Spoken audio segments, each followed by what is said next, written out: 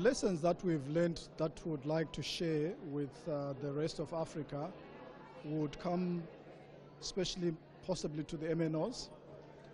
We've had to look at the structure of our MNO operation, our mobile network operator, and have had to separate the businesses. So we've strategically set up a digital financial services business separate from the mobile network operator.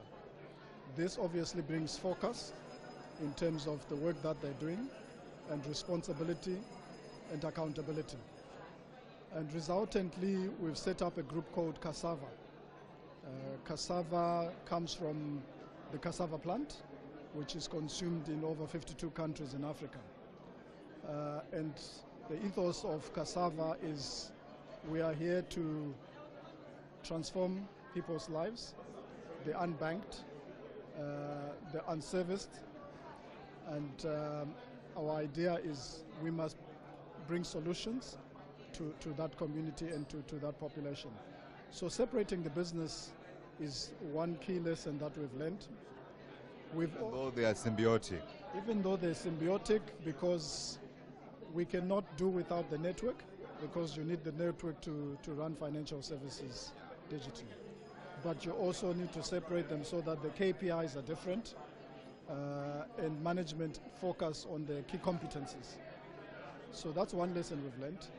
We've also learned a valuable lesson in terms of education, customer education, digital literacy education. You can have even an educated person who is digitally illiterate. And as long as someone is digitally illiterate, they will not explore the depth and the width of the value proposition that you're proposing. So they'll probably only do person-to-person transaction, whereas they can do payments, whereas they can actually set up debit orders and stop orders on their mobile wallet. So that's a key lesson that we've learned, especially on the lower segment, where we've found that most people are scared of the handset. They're scared of experimenting because they'll think their money will disappear. So once you start taking them through the education campaigns that we run, you'll see that they'll become financially independent. But at the same time, you also have to deal with people who are not literate, in the sense they need help in understanding the product, but at the same time dealing with the regulator also that was grappling with an economic crisis. How have you navigated that? We've looked at the stakeholders in the industry. So for insurance, we've worked with the Insurance Commission, and we've run projects together, education projects, where we go into the communities and we put people in groups and we sit them down and we have discussions, frank and fair discussions, and we ask people to ask questions.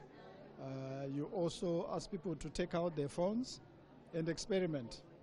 Then because you're standing next to a regulator, there's more trust from the community to say you have not just come to sell them a product just as a business for your benefit. But because you're working with the regulator, they put trust because the regulator is there. He acts as the policeman.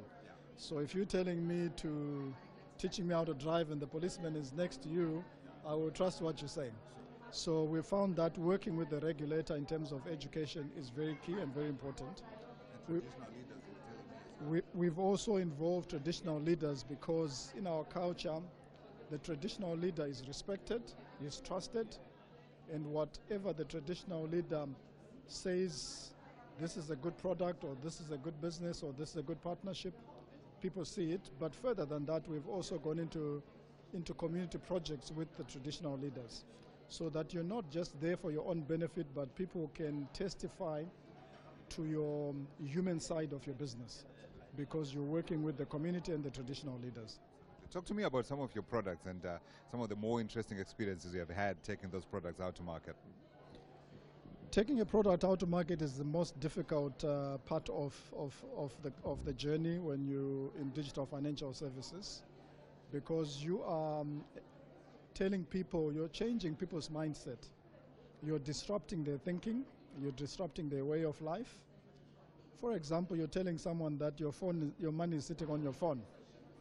They are normally used to going to a brick and mortar outfit, and they want to stand in a queue and see in a counter, you know, the normal things that they're used to. And suddenly you're saying, no, your money is sitting on your phone.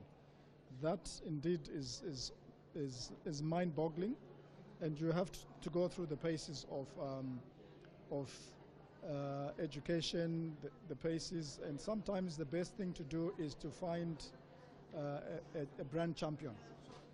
So we work with brand champions that the community can align with that brand champion. They understand, they know them. So for instance, you can take a football player that they all like as your brand champion, and that's the person you go with into those communities. And because they have an affiliation to them, an affinity, because they know them for something else, it's easy for that brand champion to then tell the story on your behalf. But you have also had to develop products that are specific to very different needs in different parts of the country. Indeed, we've had to. We worked with the World Bank in terms of our product development using the human-centered design concept, where you start from the finish and then come back to the start. So what you do is you actually go into the communities first, and then you do focus groups, and you understand what are the problems, what are the pain points, what are the issues, what are the symptoms, and what are the problems, so that you separate those two. And once you actually know what is a problem, then you start designing a product. And once you've designed it, you bring it back again to that community for testing before you actually put the product into market. So that helps you to design a product that is user-friendly and that meets the needs of that customer. So that's the journey we've worked with some of our products. Is that the GOGOS program? That is the GOGOS product where we've really said what is really the problem when you look at remittances. So when you look at someone sitting in the diaspora, it's not the financial services that they're looking at. It's the livelihood of the GOGO sitting in the rural area that they're interested in. So it's her health. It's making sure that she's got food on the table. It's making sure that she's got access to clean water and energy and all those things. And also access to be able to look after herself. So you don't design a product thinking that it's a financial product. You look at the use, what is the need? The need is, when I'm in diaspora, I want to make sure that the school fees are paid, the water bill is paid, the power is paid, there is enough food on the table, she's getting the tablets that she needs. So those are the issues that you look at in terms of designing products.